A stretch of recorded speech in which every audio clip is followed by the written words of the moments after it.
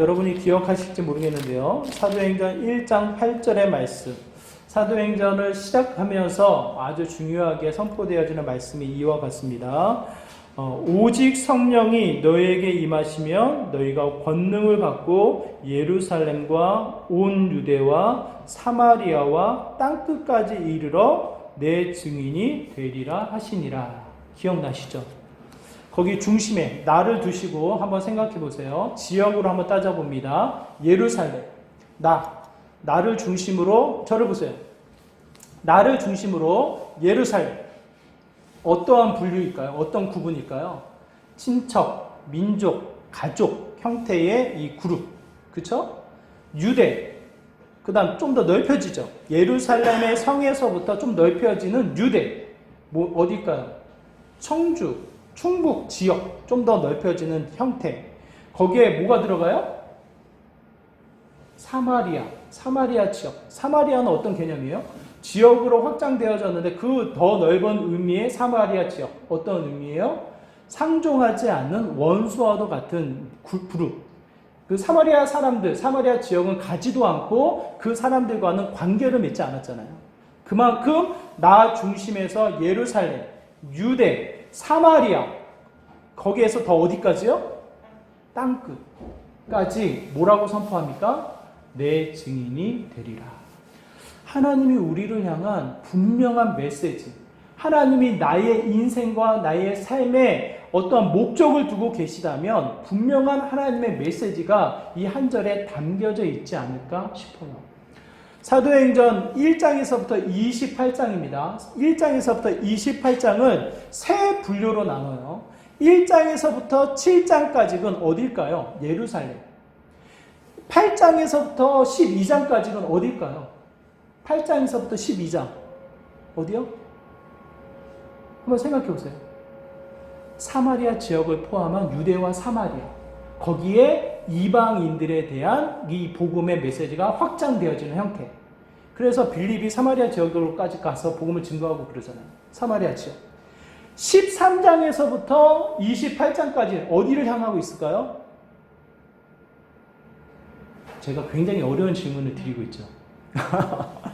예루살렘, 유대, 사마리아까지 왔잖아요. 그 다음은 어디예요? 땅끝. 사도행전을 이 세 부분으로 나누어요. 7장까지는 예루살렘, 8장에서부터 13장은 예루살렘에서 흩어진 디아스포라, 유대인들이 흩어져서 복음을 증거하는데 유대와 사마리아 지역에 이르는 거기에 이방인들을 포함한 복음의 열매가 확장되어진 것을 의미해요. 13장에서부터는 안디옥 교회가 세워집니다.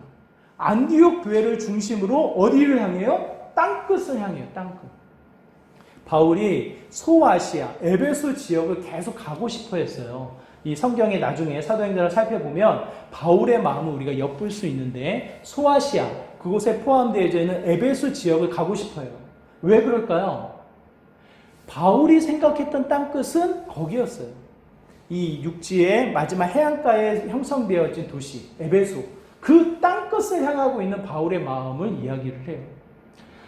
우리를 향한 하나님의 뜻을 다시 한번 생각해 본다면 내 삶에, 내 가족과 내 친척과 내가 활동 범위에서 좀 더 확장되어진 지역, 확장되어진 나라, 확장되어진 내가 품지 못했던 그 어떠한 그룹, 원수, 때로는 내 마음을 불편하게 여겨지는 그 사람들, 전혀 관계없는 땅끝을 품도록 우리에게 도전하시고 우리에게 말씀해 주시는 내용이 아닌가 싶어요. 마태복음에 이런 말씀이 있습니다. 마태복음 20장 16절에 나중된 자로서 먼저 되고 먼저 된 자로서 나중 되리라. 포도원에서 일하는 일꾼들에 대한 비유예요.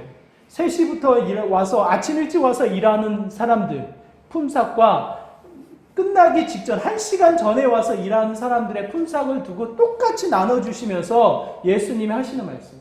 아니 나는 이렇게 많이 일했는데 왜 이거밖에 안 주세요? 그런 이 하인에게 주시는 말씀. 먼저 된 자가 나중 되고 나중 된 자가 먼저 될 수 있다. 여러분 마음이 어떠실 것 같아요? 일찍 와서 일을 했는데 하나님으로부터 칭찬은커녕 혼나는 일을 겪게 되어진다면 마음이 어떠실 것 같아요? 제가 어제 농담 반, 진담 반 이런 말을 했어요. 야, 건이가 나보다 탁구를 더 잘 쳐서 이기면 내 마음이 어떨까? 여러분, 제 마음이 어떨 것 같아요? 예? 제가 건이랑 가끔 탁구를 쳐요. 어제도 교회 와서 탁구를 잠깐 쳤어요. 처음에는 서브도 못 넣고 공도 잘 못 맞추더니만 가끔 어쩌다가 받지 못할 공이 들어와요. 그래서 제가 기분이 굉장히 상해요. 그래서 제가 농담 반, 진담 반 이 말을 던졌어요. 야, 네가 나중에 나보다 더 잘 치게 돼서 너가 나를 이기면 어떨까? 한편으로는 뿌듯하고 한편으로는 즐거울 것 같은데요. 또 한편으로는 또 다른 마음이 들 수도 있지 않을까라는 생각이 들어요. 먼저 된 자가 나중 되고 나중 된 자가 먼저 된다라는 이 말씀이 지금 나에게 어떠한 마음으로 들려질지를 한번 생각해 보세요. 왜 이야기를 하냐면 안디옥 교회가 딱 그런 상황이에요. 자, 하나님이 이 믿음의 공동체를 세우셨습니다. 안디옥 교회 전에 무슨 공동체가 있어요? 예루살렘 교회가 있어요. 예루살렘 교회. 예수님을 통해서 회심되어지고 예수님을 통해서 새로워진 베드로와 사도들이 모여진 예루살렘 교회가 있어요. 그런데 그들은 아직 땅끝을 향하고 있지 않아요. 아직 머물러 있어요.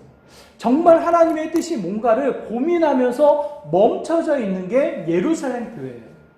그러니까 수시로 베드로가 예루살렘 교회에 찾아가서 신학적인 논쟁을 해요. 하나님이 이렇게 일하셨는데 하나님이 일하시면 이거 아니겠냐? 신학적인 논쟁으로 하나님의 뜻을 찾아가요. 잘못된 건 아니지만 멈춰져 있는 느낌을 갖게 되어져요. 그런데 오늘 안디옥 교회는 시간의 개념으로는 얼마 되지도 않았어요.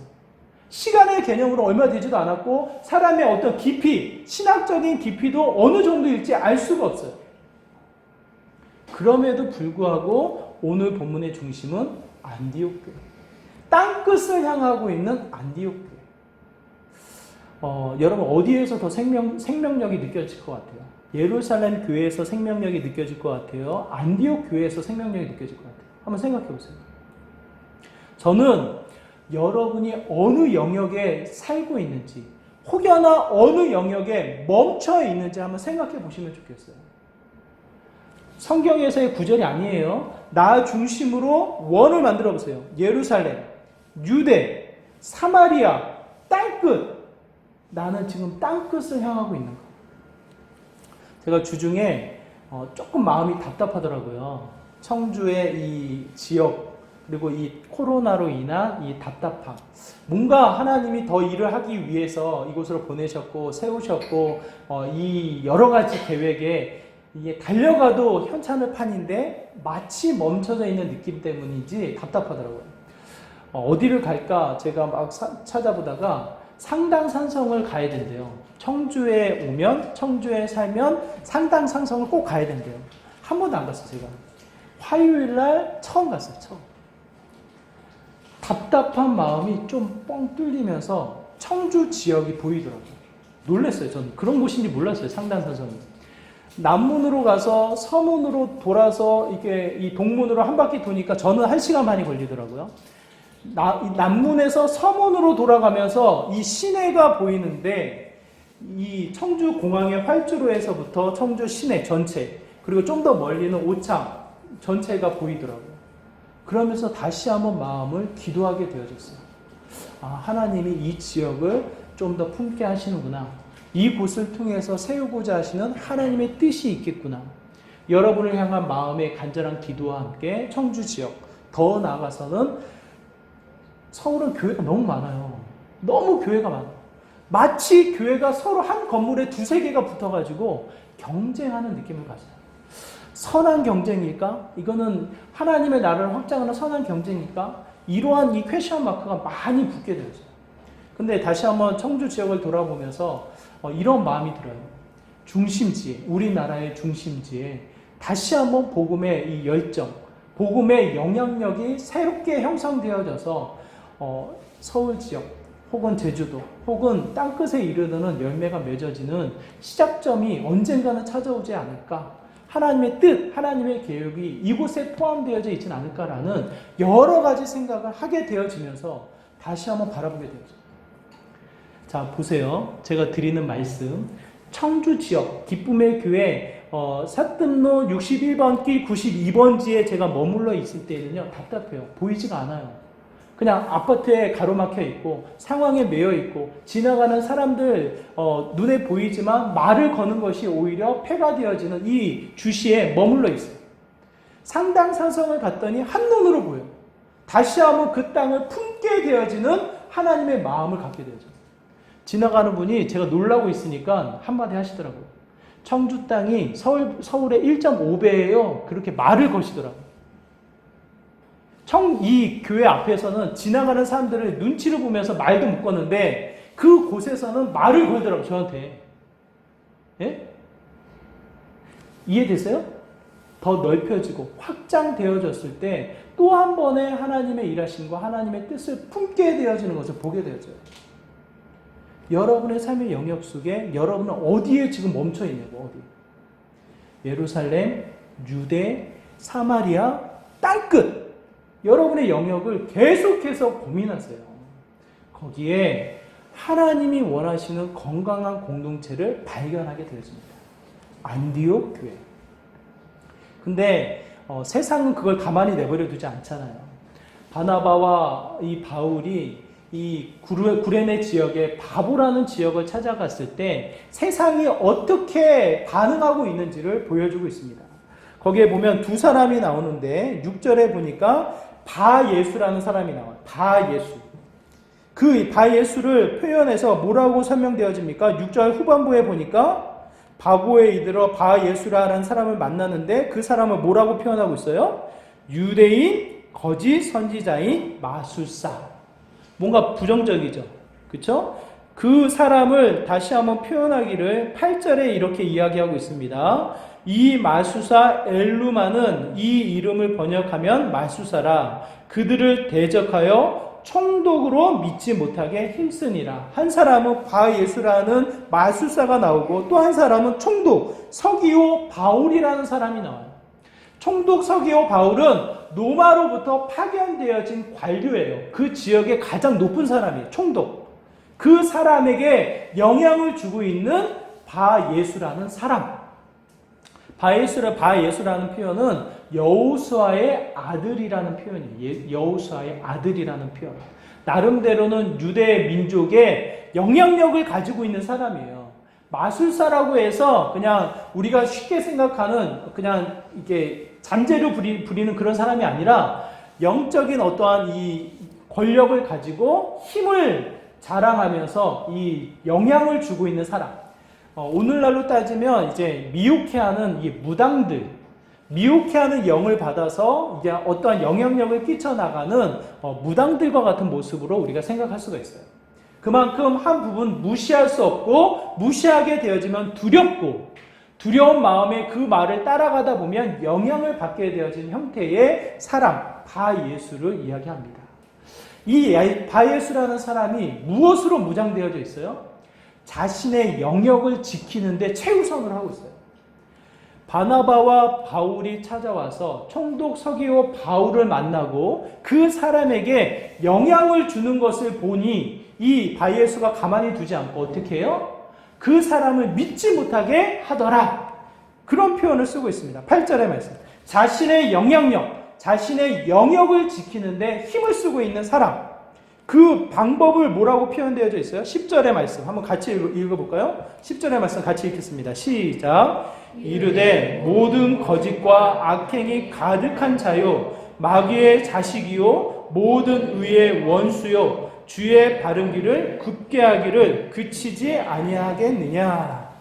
이 두려운 마음을 자극해서 거짓말을 앞세워서 진리가 있어요. 뭔가 사실, 팩트가 있어요. 그것을 틀어서 왜곡함으로 말미암아 영향을 주고 있던 바예수의 형태. 이 시대의 바예수만 그렇습니까? 서기오 총독 그 바울만 이러한 상황이 직면되어져 있습니까? 한번 생각해 보세요. 여러분이 처한 상황은 어떻습니까? 여러분이 처한 상황. 우리가 살고 있는 이 사회의 흐름, 뭐가 가득 채워져 있어요? 거짓이 가득 채워져 있어요. 거짓. 뭐가 진짜고 가짜인지 알 수가 없어요. 아리스토텔레스, 니체, 우리의 이 삶의, 현대의 삶에 가장 큰 영향을 준 철학자, 아리스토텔레스와 니체가 있고요. 현대 철학자 중에 윌버라는 사람이 있어요. 윌버. 이 윌버가 이런 책을 썼어요.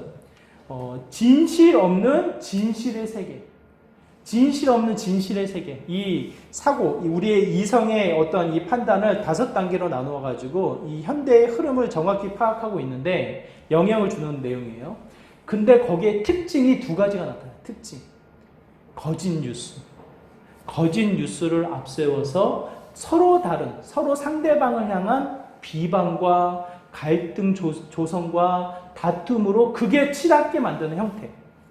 이게 왜 이렇게 나타나냐면 그 전의 형태는 합리적인 이성을 가지고 서로 토론하고 대화로 풀어나가는 형태였다면 그게 답을 주지 못하자, 이성의 합리적인 사고가 답을 주지 못하자 어떻게 해요? 이제 자신의 입장, 자신의 생각만을 강조하면서 드러내는 형태로 바뀌었다는 거예요. 타의 진실이 필요 없다. 내 입장, 내 생각, 우리 그룹의 이익을 위해서는 수단과 방법을 가리지 않고 펼쳐나가는 세계의 흐름을 지적해서 이야기를 합니다. 진실이 없는 진실의 시대. 저는 바예수의 이 형태가 어쩌면 오늘날과도 동일한 형태의 모습이 아닌가 싶어요.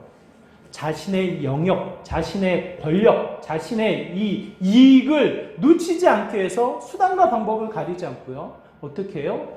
거짓과 악행을 저지르면서 자신의 삶의 패턴에 왜곡되어지는 형태로 영향을 지켜나가고자 하는 모습.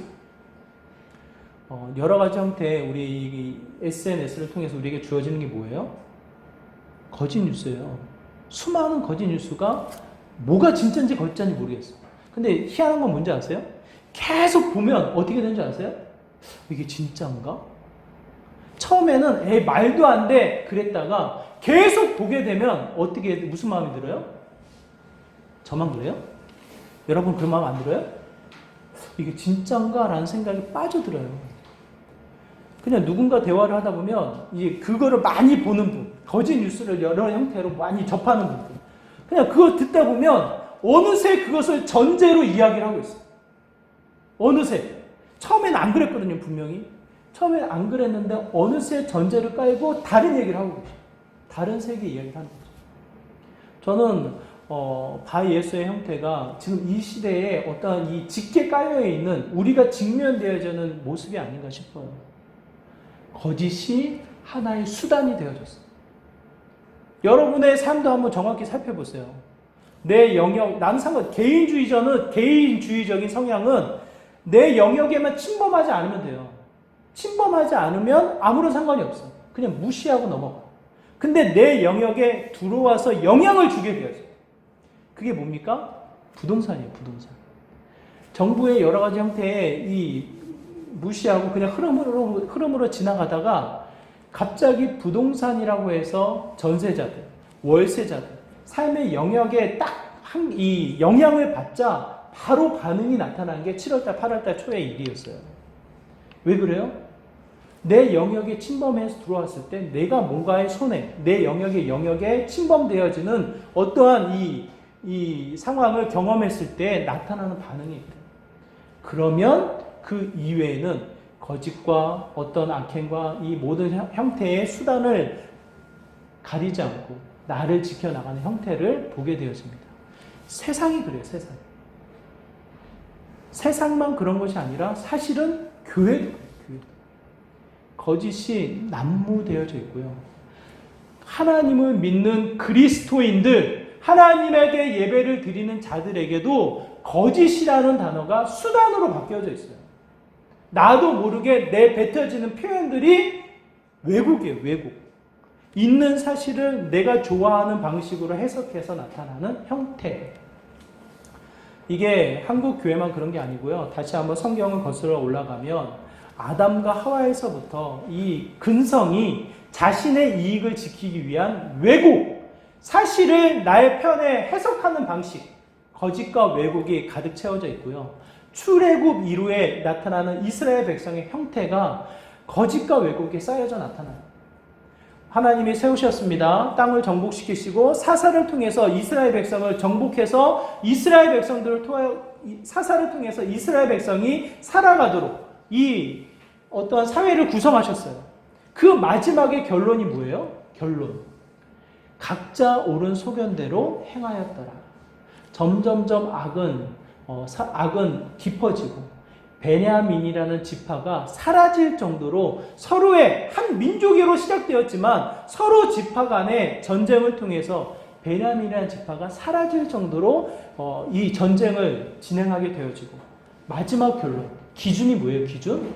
서로 소견에 옳은 대로 행하였더라. 그것밖에 없어요. 그 시대와 오늘 우리의 시대가 어떻게 다릅니까? 예수님을 십자가에 못 박혀 죽게 만드는 그 상황 속에서도 이스라엘 백성이 처한, 이스라엘 백성이 수단으로 잡은 게 뭐예요? 왜곡이잖아요, 왜곡. 이 사람은 지도자 맞아요. 예수 그리스도 이 땅에 지도자로 오셨어요. 그런데 그들이 취한 방식은 뭐예요? 노마의 반역자입니다. 하나님을 어기고 하나님의 말씀을 어기고 민족을 반역한, 노마를 반역하는 반역자입니다 라고 해서 예수 그리스도를 십자가에 못 박게 만드는 일을 벌리고 말잖아요. 사실을 왜곡해서 그들의 이익을 추구한 그들의 이 권위, 바리새인들이 가지고 있던 질서, 바리새인들이 가지고 있던 그 가치를 지키고자 하는 그들의 형태를 우리가 보게 되었잖아요. 그게 뭡니까? 거짓과 왜곡으로 채워져 있는 그들의 형태. 자신의 영역을 지키고자 하는 형태를 우리는 성경을 통해서도 보게 되어집니다. 우리가 직면되어져 있는 삶의 현장도 동일한 모습이에요.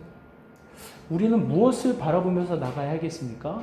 우리의 삶의 영역을 주는 것은 뭐예요? 여러분 기억하세요. 안디옥 교회예요. 안디옥 교회. 안디옥 교회는 자신의 영역을 지켜나가는데 앞장서지 않아요. 저는 안디옥 교회를 통해서 여러분에게 선포하고 싶은 것은 사람을 세우는 교회라는 거예요. 사람을 세우는 교회. 나 한 사람의 세움을 얻는 교회, 나 한 사람의 영역을 지키는 교회, 나 한 사람만이 인정받는 교회가 아니라 서로 세워주고 서로 그 사람을 통해서 일하고자 하는 교회. 바 예수는 자신만을 세웠어요. 바 예수는 자신의 영역만을 세웠어요. 자신의 힘을 지키고자 거짓과 악행을 서슴지 않고 행했던 자예요. 근데 안디옥 교회는 그렇지 않아요. 안디옥 교회는 그렇지 않아요. 1절의 말씀 한번 보세요. 1절의 말씀. 우리 1절의 말씀 한번 가만히 한번 읽어볼게요. 함께 읽겠습니다. 시작. 안디옥 교회에 선지자들과 교사들이 있으니 곧 바나바와 니게르라 하는 시므온과 구레네 사람 루기오, 분부왕 헤롯의 젖동생 마나엔과 및 사울이라. 안디옥 교회가 시작되어졌을 때 예루살렘에서 2명을 보냅니다. 누가 갑니까? 2사람을 보내요. 바나바와 사울. 그렇죠? 제 목에 메이네. 안디옥 교회가 시작할 때 바나바와 사울 두 사람만 보낸단 말이에요. 2사람을 통해서 1년간 가르치면서 안디옥 교회가 세워지게 되어지고 믿지 않은 자들을 칭하여서 믿지 않는 사람들을 통하여서 저 사람들은 그리스도인이다 칭함을 받게 되어져요. 우리가 함께 나눈 말씀이에요. 그런데 시간이 지났어요. 거기에 누가 세워져요? 생전 듣지도 못한 사람들이 세워져요. 바나바와 사울을 맨 처음과 나중에 두고 그 가운데 이름을 나열합니다. 니게르라 하는 시므온, 구레네 사람 루기오, 분보왕 헤롯의 젖동생 마나에. 여기에 이 이름들을 자세히 살펴보면요, 신분, 출생, 어떠한 이 지식적인 높낮임, 가지고 있는 소유의 차이 아무것도 없이 안디옥 교회 교사로, 안디옥 교회 선지자로 세움을 얻었다라는 것을 이야기를 해요. 그 누구의 이익, 누구의 지킴, 누구의 이기적인 마음, 자신의 영역을 지키려 하는 형태 아무것도 없어요. 자, 바나바와 시므온 혹은 사울과 마나엘을 차이해서 성경이 기록되어져 있습니까? 예? 아무런 차이가 안 느껴지지 않아요? 그대로 보세요. 그대로. 바나바와 사울과 좀 차별을 둬야 되지 않겠어요? 그래도 바나바와 사울은 많은 것을 배우고 많은 이 경험 속에 이들을 위해서 찾아와 가지고 가르쳐줬던 사람인데 이 세상과 좀 구별되어져야 되지 않겠어요? 그렇게 생각하지 않아요? 어쩌면 세상의 원리로는 그럴 수가 있어요. 아, 그래도 원로급으로 이 자리에 앉아 계세요. 아니면 담임 목사격으로 이 자리를 지켜주세요. 마치 이 수직적인 관계에 영역으로 놓아버릴 수가 있지 않겠어요? 근데 그런 차이가 전혀 없어요. 그대로 세움받아 교사와 선지자로 같이 세움받아 나간 형태를 안디옥 교회 1절을 통해서 우리에게 보여주고 있습니다. 여러분, 이거 굉장히 중요한 암시예요. 중요한 암시. 저는 여러분이 똑같이 그 이름에 세움받아 나가는 자리가 되었으면 좋겠어요. 여러분의 이름으로 세움받아 그 자리에서 영향력 있는 사람으로 세움받는 귀한 모습이 되었으면 좋겠어요. 최동배 목사 혹은 어떠한 장로, 어떠한 선지자 그 그룹이 아니라 한 분 한 분이 세움받아서 그 자리에 영향력 있는, 생명력 있는 삶의 모습. 저는 그게 안디옥 교회의 모습이고 그것이 하나님이 원하시는 교회의 모습이라고 저는 생각을 합니다. 한번 살펴볼까요? 니게르라 하는 시몬. 니게르라는 표현은 흑인이라는 표현이에요. 흑인. 검다라는 표현이에요. 그러면 시몬은 어떤 사람일까요? 단순하게 이 단어를 통해서 생각해보면 아프리카에서 온 사람이 아닐까 싶어요. 아프리카에서 온 사람. 그 당시에 흑인은 차별받는, 그냥 그 자체로 인해서 대우를 받지 못하는 사람들이에요. 그렇잖아요. 미국의 이 인종차별이 끝난 지 얼마 안 돼요. 그만큼 이 흑인은 그 자체로 인해서 무시당했던 사람들이에요. 그 사람이 교사로 세움을 받았다. 구레네 사람 루기오. 이 루기오에 대한 정보는 사실은 정확하게 없어요. 구레네 사람이라는 것밖에 없고 뒤에 가면 바울이 로마서에서 친척 누기오라는 설명이 있어요. 그래서 혹시나 바울의 친척이 아닐까라는 이야기를 우리가 생각을 하게 되어지고 마지막 분부왕 헤롯의 젖동생 마나엘.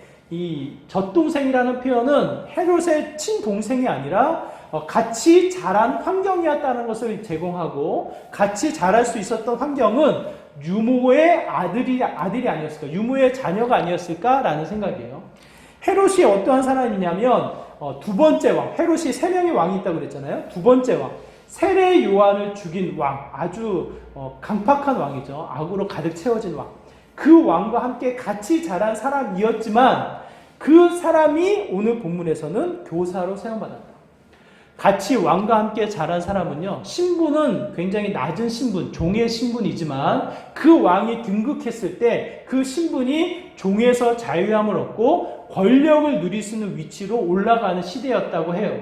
그만큼 나름대로는 성공, 나름대로는 시대에 어떠한 영향력을 가질 수 있는 사람이었지만 그 헤롯 왕의 어떠한 이 강팍함, 헤롯 왕의 잘못되어진 형태를 보고 모든 것을 포기하고 안디옥 교회에 온 사람, 그곳에서 하나님으로부터 교사로 세움받은 사람인 것을 이야기합니다. 때로는 색안경을 끼고 때로는 세상의 여러 가지 형태의 유혹에 노출되어져 있는 사람으로 우리가 볼 수 있지만 그 사람 역시도 모든 선입견을 벗고 하나님으로부터 교사로 세움받은 형태를 이야기를 합니다. 너무 안타까운 것은요, 교회의 다툼이 많아요. 교회에 여러 가지 파벌도 생겨요. 제가 친한 동기가 캐나다에서 이제 이민교회를 이제 청빙받아 가게 되었다고 제가 소식을 들었어요. 어제 소식을 들었어요. 어제 이제 통화를 하면서 제가 소식을 듣게 되었는데, 걱정이 많아요, 걱정. 이 담임 목사로서 새로운 사역을 시작하는 기대감도 있지만, 제일 큰 걱정은 나눠져 있는 마음. 150명에서 180명 정도의 성도들이 모인다고 하는데 몇 그룹의 나눔이 있다고 하더라고요. 제가 이민교회를 2년간 브라질에서 경험했기 때문에 그게 얼마나 큰 문제인지를 제가 느꼈습니다. 너무 감사한 것은 우리 기쁨의 교회는 그런 나눔에 느껴지지 않아요. 감사해요. 그 마음에 너무 감사하면서 제가 기대하고 소망하는 것은 누가 세워져서 나눠지고 누가 세워져서 질투하고 시기하는 형태가 아니라 서로 세움을 얻고자 서로 세워주는 믿음의 형태로 나아가는 공동체가 되었으면 좋겠어요. 그분을 세워주고 저분을 세워주고 서로 세워주는 믿음의 공동체. 그 기준이 무엇입니까? 그 기준. 어떤 교회는 돈이 많아서, 어떤 교회는 많은 학벌, 많은 것을 배웠다고 해서, 또 많은 가족들이 다닌다고 해서, 여러 가지 형태의 기준으로 세움을 얻는 교회들이 있어요. 어떤 교회인지 전 찾아보지 않았을까 몰라요. 하지만 그런 흐름들이 있어요. 하지만 오늘 본문에서는 그런 흐름이 전혀 안 나타나요. 단순하게 금식하며 기도하며 성령의 충만한 인도하심을 받아 사람을 세워나가는 형태. 5명의 사람 중에 여러분 세운다면 누구를 세우겠어요? 여기 바나바, 시몬, 루기오, 만나의, 사울 5명이 있어요. 이 5명 중에 2명을 세워야 합니다. 누구를 세우겠어요, 여러분? 누구를 세울 거예요? 아무도 안 세워요? 왜 안 세워요? 2명 세워야 된다니까? 이 주제가 파악이 안 되시네? 누구를 세우겠어요, 여러분은? 자연스럽게 저의 생각은, 저의 최동배 생각, 바나바와 바울을 세워야죠. 그렇지 않아요? 왜? 먼저 됐고, 많이 배웠고, 자신들에게 영향을 준 사람들이니까 당연히 세운다면 바나바와 사울이죠. 손을 내밀어 그들을 칭송하지 않겠어요? 그들을 세우는 게 자연스럽지 않겠어요? 근데 그렇게 안 해요. 그렇게 안 하잖아요. 2절, 3절 읽어보세요.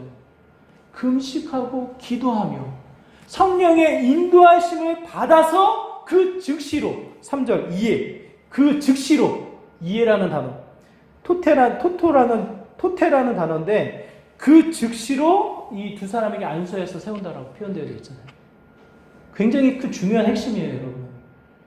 내가 알고 있는 경험, 내가 가고 있는 지식, 내가 바라보고 있던 이 판단의 이 옳고 그름의 이 소견대로 옳은 그 내용, 그것이 아니라 다 알고 있지만, 내가 느끼지만, 그 사람은 충분히 안다라고 여겨지지만, 뭐예요?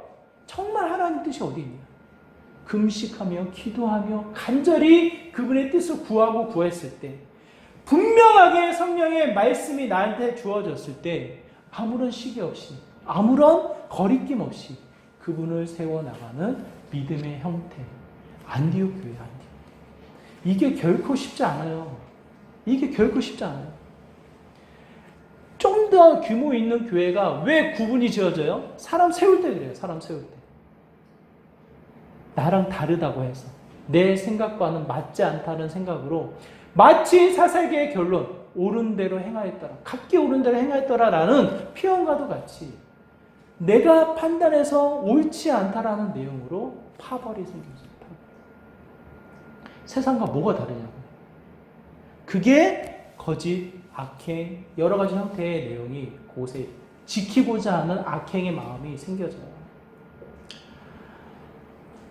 여기서 중요한 거, 그냥 다 내려놓고, 그 모든 것을 내려놓고 주님의 뜻을 구하면 많은 부분의 영향력이 나타나는 것을 제가 보게 되어집니다.